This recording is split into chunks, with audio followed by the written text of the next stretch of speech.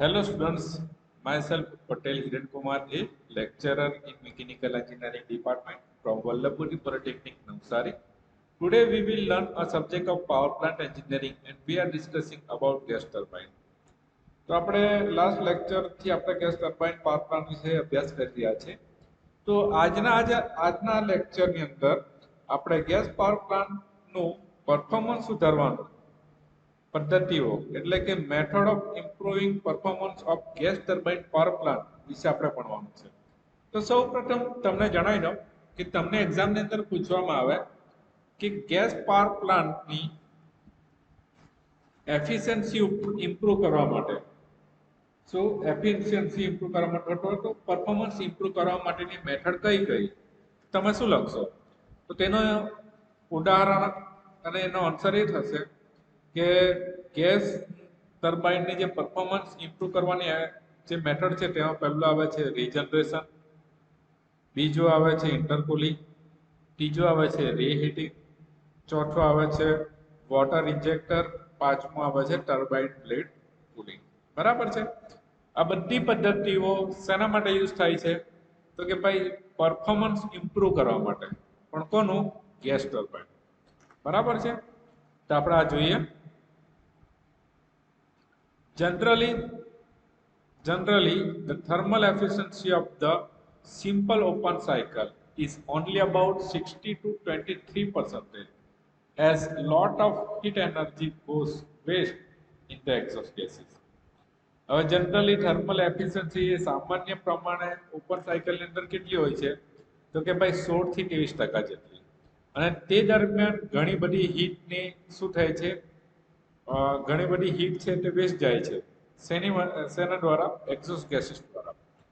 More ever the cycle efficiency directly depend upon the temperature. તો એનો મતલબ એવો થયો કે જે સાયકલની એફિશિયન્સી છે, બરાબર છે, તે શેના પર ડિપેન્ડેન્ટ થઈ જાય? ટેમ્પરેચર પર.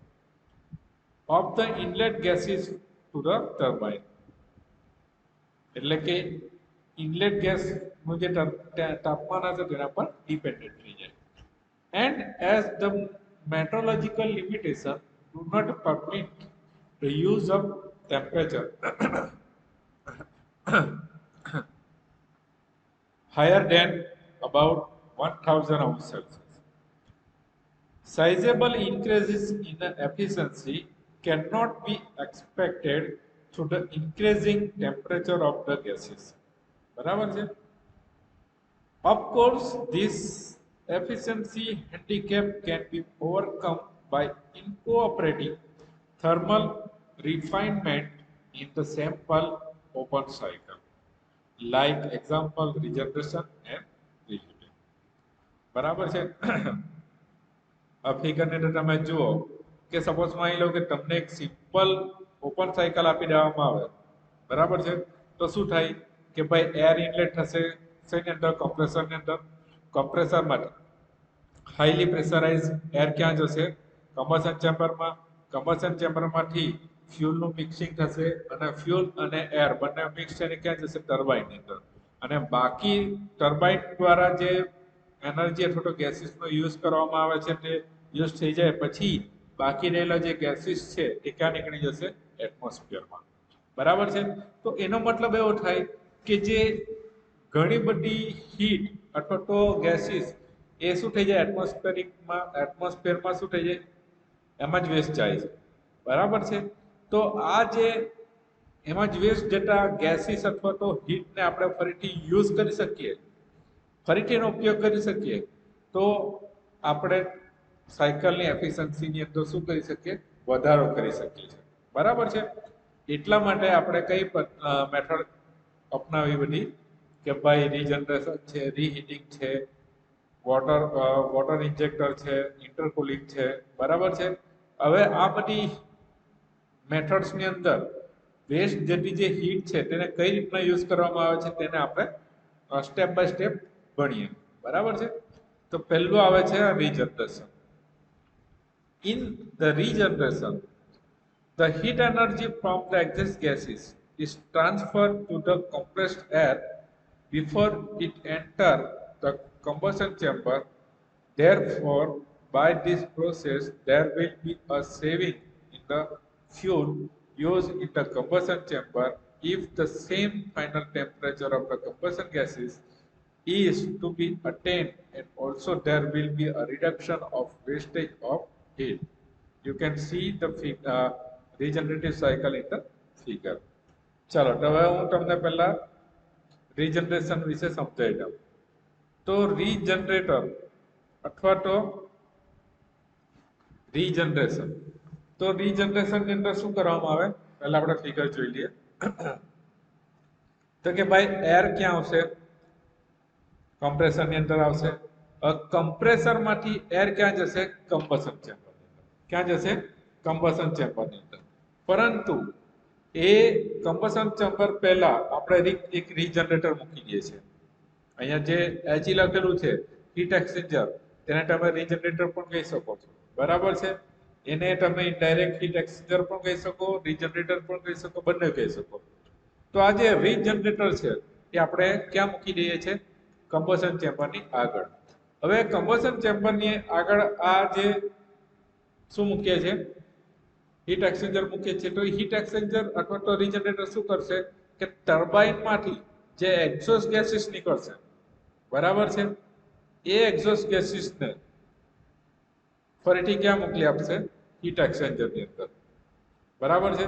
એટલે પહેલા શું થશે કે શરૂઆતમાં કે એર ક્યાં આવશે, કમ્પ્રેસરમાં, કમ્પ્રેસરમાંથી ક્યાં જશે, હીટ એક્સચેન્જરમાંથી પાસ થઈને ક્યાં જશે, કમ્બશન ચેમ્બરમાં, કમ્બશન ચેમ્બરમાંથી ક્યાં આવશે, ટર્બાઇનમાં, ટર્બાઇનમાંથી જે એક્ઝોસ્ટ ગેસ હશે તે ફરીથી ક્યાં જશે, હીટ એક્સચેન્જરમાં, અને હીટ એક્સચેન્જરમાંથી ક્યાં નીકળી જશે, ફરીથી એક્ઝોસ્ટ ગેસીસ થઈ જશે, બરાબર છે.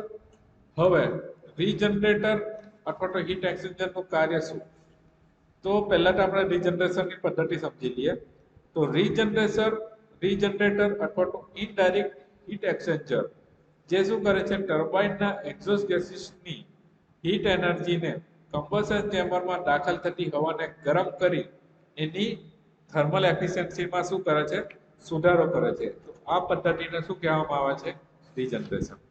તો સમજ પડી શું થાય કે ભાઈ કમ્પ્રેસરમાં જ્યારે એર આવે તો એ એર જ્યારે હીટ એક્સચેન્જરમાંથી પાસ થાય ને, તો એ જે એર છે તેને હીટ એક્સચેન્જર શું કરી નાખે છે, ઓલરેડી ગરમ કરી નાખે. શું કરી નાખે, ઓલરેડી ગરમ કરી નાખે. એ ગરમ ક્યારે કઈ ના થાય, કારણ કે ટર્બાઇનમાંથી જે એક્ઝોસ્ટ ગેસીસ નીકળે તેની અંદર શું હોય, હીટ હોય. તો એ હીટ ક્યાં આવે, હીટ એક્સચેન્જરમાં. એટલે કમ્પ્રેસરમાંથી પાસ થતી એર જ્યારે હીટ એક્સચેન્જરમાંથી પસાર થાય તો એ શું થઈ જાય, હીટેડ થઈ જાય. હવે જે હીટેડ એર હશે અથવા તો હીટેડ ગેસ હશે તે ક્યાં જવાનું, કમ્બશન ચેમ્બરમાં. કમ્બશન ચેમ્બરમાં જાય. હવે કમ્બશન ચેમ્બરની અંદર ઓલરેડી હીટેડ ગેસ જાય તો તમારે અહીંયા શું કરવું પડે, ફ્યુલ ઓછું આપવું પડે, બરાબર. ફ્યુલનો ઉપયોગ ઓછો થાય, જેના લીધે શું થઈ જાય કે એની એફિશિયન્સીની અંદર શું થઈ જાય, વધારો થાય. સમજ પડી, આ વસ્તુ થાય. હવે આપણે જોઈએ, સમજીએ. For the regeneration take place T5 should be greater than T2.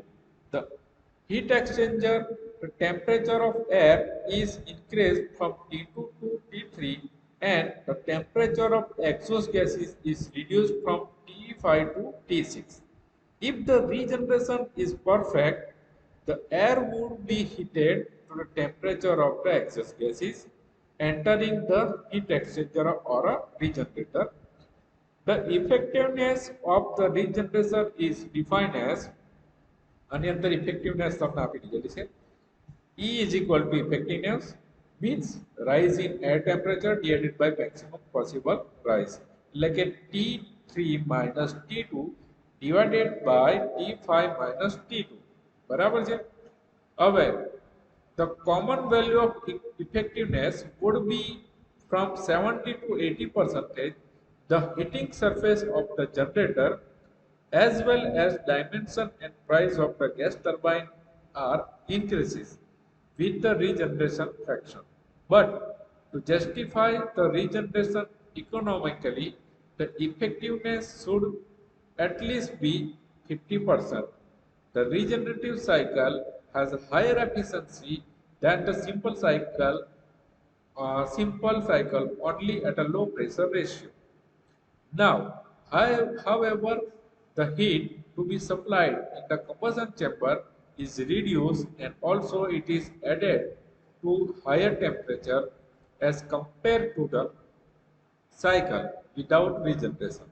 Thus, the thermal efficiency of cycle increases. It will be equal to efficiency of thermal Cp constant T4 minus T5 minus Cp T2 minus T1 divided by Cp T4 minus T3.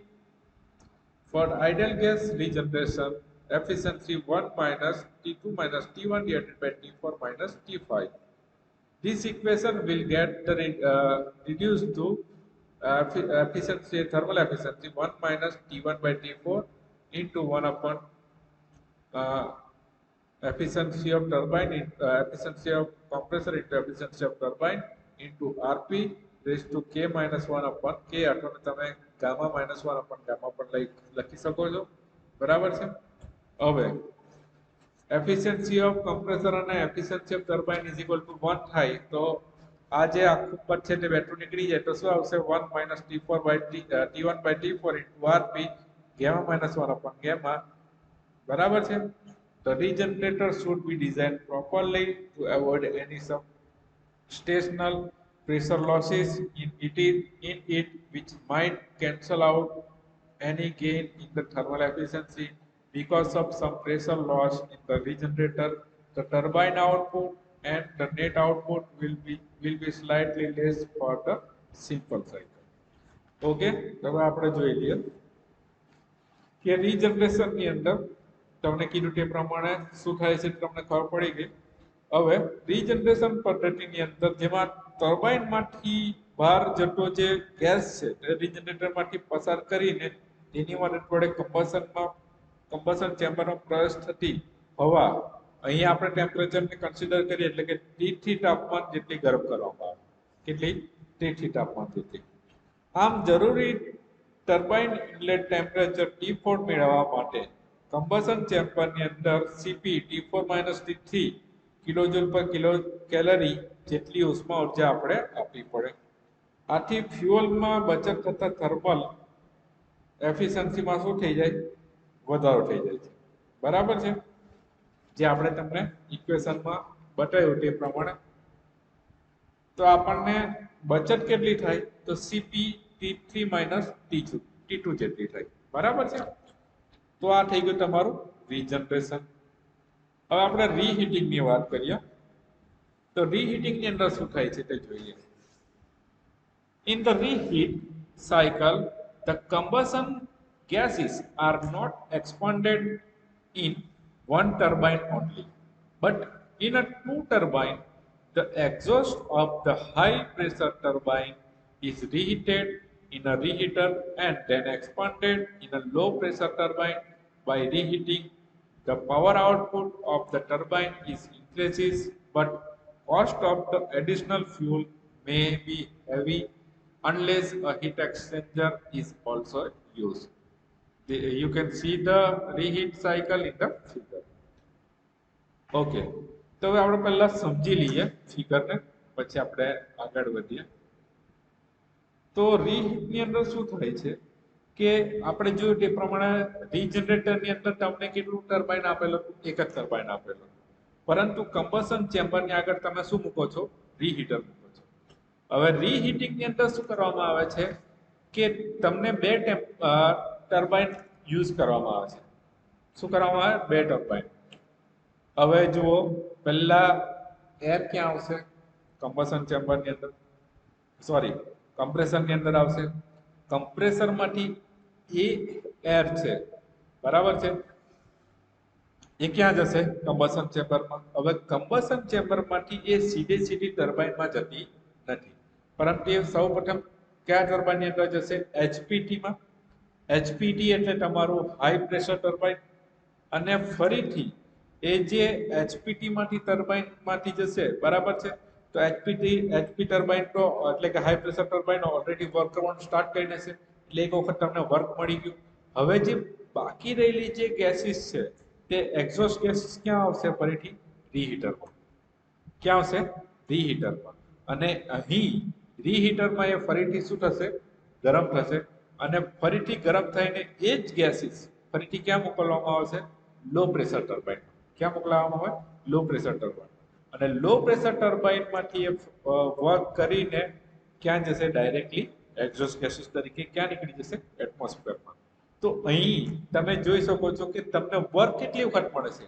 તો 2 વખત work મળવાનું. કારણ કે એક વખત high pressure ટર્બાઇનમાં આવી ગયા, જ્યારે ગેસીસ આવે ત્યારે તમને વર્ક મળે છે, અને હાઈ પ્રેશર ટર્બાઇનમાંથી જ્યારે એક્ઝોસ્ટ ગેસીસ બહાર નીકળે છે તો એ એક્ઝોસ્ટ ગેસીસને ફરી રીહીટ કરવામાં આવે છે રીહીટર દ્વારા, અને એ ગેસીસને ફરીથી લો પ્રેશર ટર્બાઇનમાં યુઝ કરીને ફરીથી તમે બીજું વર્ક મેળવી શકો છો. તો આમ 2 વખત વર્ક મળવાથી તમારી એફિશિયન્સીની અંદર શું થઈ જાય છે? વધારો થઈ જાય છે. હવે તમારે યાદ એ રાખવાનું છે કે રીજનરેટરની અંદર તમે હીટ એક્સચેન્જર અથવા તો રીજનરેટર ક્યાં મૂકો છો? તો કે ભાઈ કમ્બશન ચેમ્બરની આગળ. પરંતુ રીહીટિંગની અંદર તમે રીહીટરને ક્યાં મૂકો છો? હાઈ પ્રેશર ટર્બાઇન અને લો પ્રેશર ટર્બાઇનની વચ્ચે મૂકો છો. બરાબર છે? તો આ એક વસ્તુ યાદ રાખવાની. તો હવે thermal efficiency of gas turbine આપણે જોવા જાય તો શું આવે? એફિશિયન્સી ઓફ થર્મલ તો T3 minus T4 plus T5 minus T6 minus T2 minus T1 divided by T3 minus T2 plus T5 minus T4. બરાબર છે? તો આ થઈ ગઈ તમારી રીહીટની એફિશિયન્સી નું ઇક્વેશન. બરાબર છે? હવે આપણે ગેસ ટર્બાઇનની એફિશિયન્સીનું વિશે સમજીએ. બરાબર છે? તે પહેલા આપણે ઇન્ટરકુલિંગ વિશે સમજી લઈએ. તો ઇન્ટરકુલિંગની અંદર શું કરવામાં આવે છે? તો ઇન્ટરકુલિંગની અંદર સેમ વસ્તુ થાય છે. બરાબર છે? પરંતુ આપણે જે કમ્બશન ચેમ્બરની રીજનરેટરની અંદર જોયું તે પ્રમાણે શું થાય કે કમ્બશન ચેમ્બર પહેલા તમે શું મૂકો છો? રીહીટર મૂકો છો, એટલે રીજનરેટર મૂકો છો, અથવા તો તમે શું મૂકો છો? હીટ એક્સચેન્જર મૂકો છો. બરાબર છે? રીહીટિંગની અંદર તમે શું મૂકો છો? હાઈ પ્રેશર ટર્બાઇન અને લો પ્રેશર ટર્બાઇનની વચ્ચે શું મૂકો છો? રીહીટર મૂકો છો. હવે ઇન્ટરકુલિંગની અંદર તમારે શું કરવાનું રહેશે? બાકીનો ડાયાગ્રામ સ્કીમેટિક ડાયાગ્રામ સેમ આવશે, પરંતુ કમ્પ્રેસર આવશે તેની પહેલા શું મૂકવાનું આવશે? તમારે 2 કમ્પ્રેસર મૂકવા પડશે. એક છે લો પ્રેશર કમ્પ્રેસર અને બીજું high pressure compressor. Low pressure કમ્પ્રેસરમાંથી જે એર પહેલા પાસ થશે તે ક્યાં જશે? ઇન્ટરકુલિંગની અંદર. ક્યાં જશે? ઇન્ટરકુલિંગની અંદર. અને ઇન્ટરકુલિંગમાંથી એ એર શું થશે? ઠંડી થઈને ક્યાં જશે? હાઈ પ્રેશર કમ્પ્રેસરની અંદર. અને ત્યારબાદ એ જે એર છે તે કમ્બશન ચેમ્બરમાં જશે. કમ્બશન ચેમ્બરમાંથી ટર્બાઇનમાં જશે અને એટ લાસ્ટ ક્યાં જશે? એક્ઝોસ્ટ ગેસ તરીકે બહાર નીકળી જશે. હવે ઇન્ટરકુલિંગની અંદર કમ્પ્રેસર વર્ક તમને કયું મળશે? તો કે ભાઈ Cp T4- T1. જ્યારે સિમ્પલ કમ્પ્રેસર વર્ક તમારું કયું બનશે? Cp T2 - T1 plus Cp T4 - T3. બરાબર છે? તો આ રીતના તમે 3 મેથડને યુઝ કરી શકો છો: રીજનરેટિવ, રીહીટિંગ અને ઇન્ટરકુલિંગ. બરાબર છે? હવે આપણે ગેસ ટર્બાઇનની એફિશિયન્સીની વાત કરીએ. તો gas turbine efficiency may operate either in a closed or an open cycle. The majority of gas turbine currently in use operate on the open cycle, in which the working fluid after completing the cycle is exhausted to the atmosphere. The air-fuel ratio used in this gas turbine is approximately 60:1. The ideal cycle for the gas turbine is Brayton cycle or a Joule cycle. This cycle is of the closed type using a perfect gas with the constant specific heating area working as a fluid. This cycle is constant pressure shown in figure. This cycle consists of following pressure. The cold air at 3 is a feed to the inlet of the compressor, where it is compressed along 3 to 4 and then feed to the combustion chamber, where it is heated constant pressure along 4M1. The hot air enters turbine 1, expanded adiabatically 1 to 2 and then cooled the constant pressure Ln2/3 બરાબર છે. તો આ તો simple તમારી જે gas efficiency છે તે જ છે બરાબર છે. આ તમને અહીંયા એફિશિયન્સીની ઇક્વેશન આપી દીધેલ છે 1 - T2 - T3 divided by 1 - T4. તો પ્રેશર રેશિયો તમે જે આગળ મેળવ્યો તે જ હતું. હવે આપણે એપ્લિકેશન ઓફ ગેસ ટર્બાઇનની વાત કરીએ તો ગેસ ટર્બાઇનને તમે કઈ જગ્યાએ યુઝ કરી શકો છો. તો gas turbine plant are use as a standby plant for hydroelectric power plant. હવે ગેસ ટર્બાઇન પાવર પ્લાન્ટને તમે કઈ જગ્યાએ યુઝ કરી શકો તો કે એને સ્ટેન્ડ બાય પર રાખી શકો.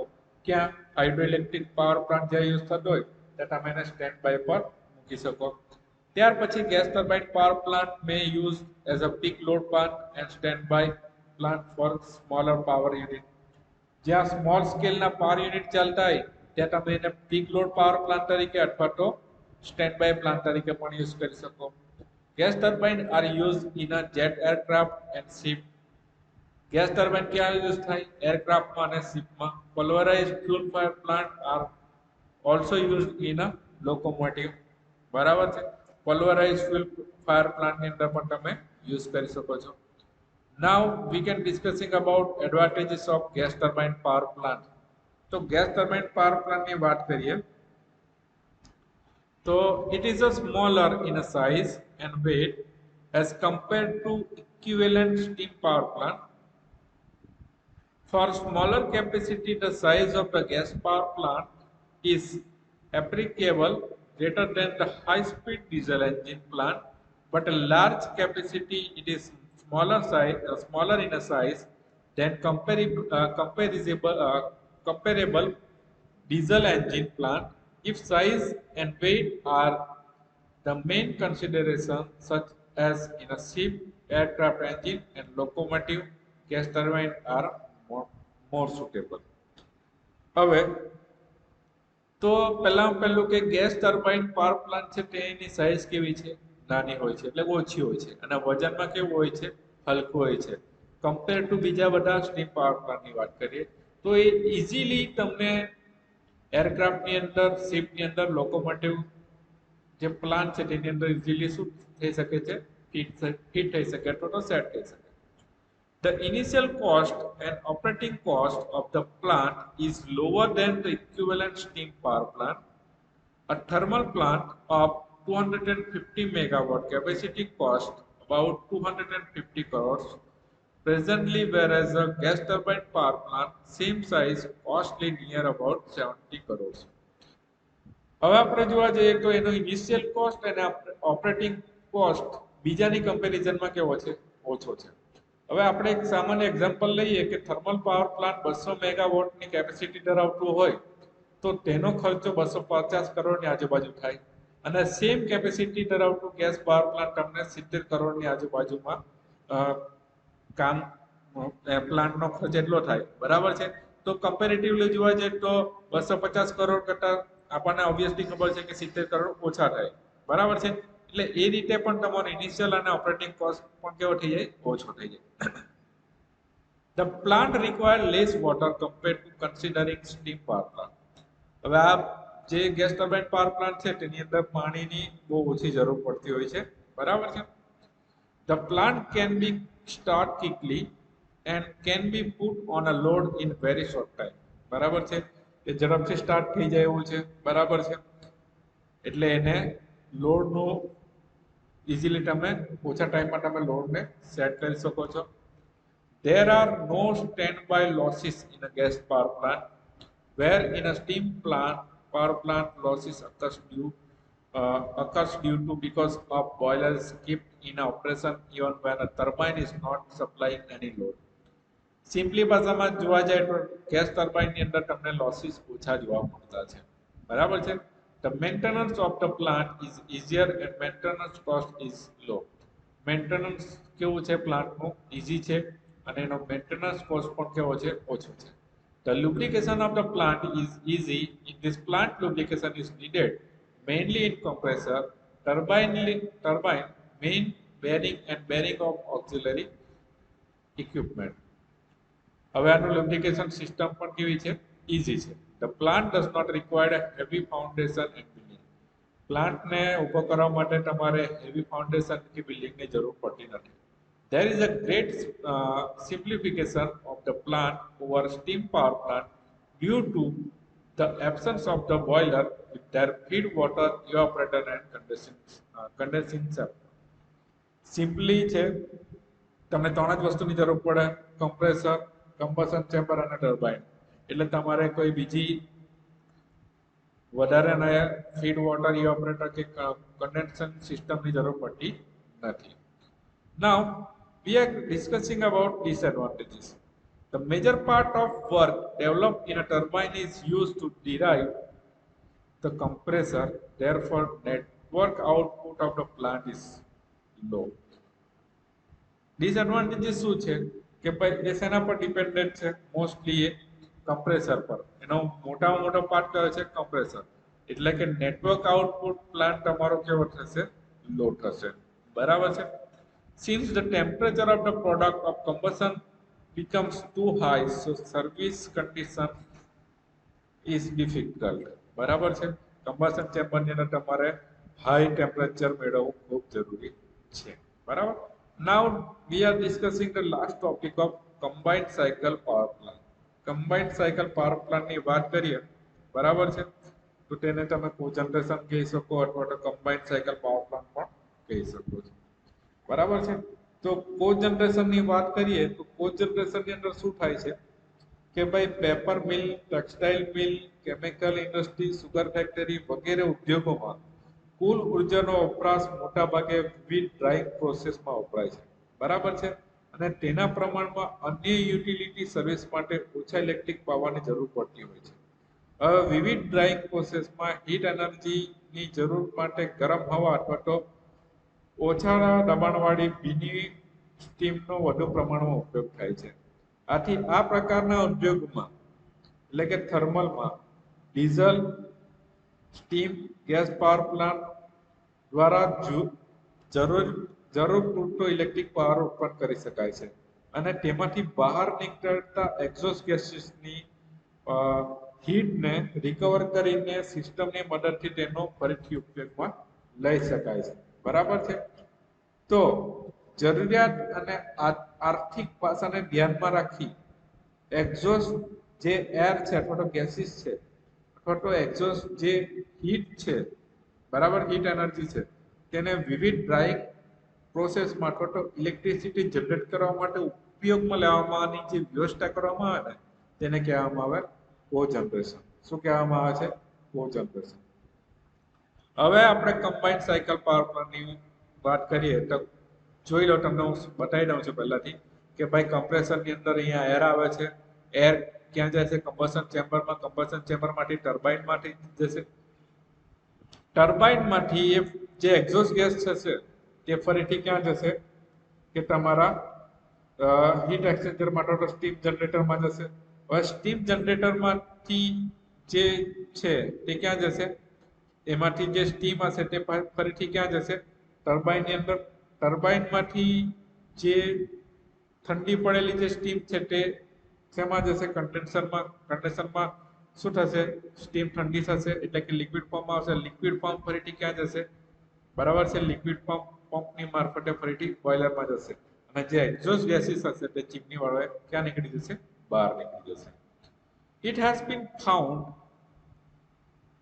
that a considerable amount of heat energy goes a waste with the exhaust gases of turbine. આપણને ખબર છે ને આપણે સંશોધન પણ કર્યું તે પ્રમાણે શું થાય છે કે મોટાભાગની જે એનર્જી, હીટ એનર્જી છે તે એક્ઝોસ્ટ ગેસીસ મારફતે ક્યાં નીકળી જાય છે? વાતાવરણમાં નીકળી જાય છે. This energy must be utilized. આ એનર્જીને તમે ફરીથી ઉપયોગ કરી શકો છો. The complete use of energy available to the system is called the total energy approach.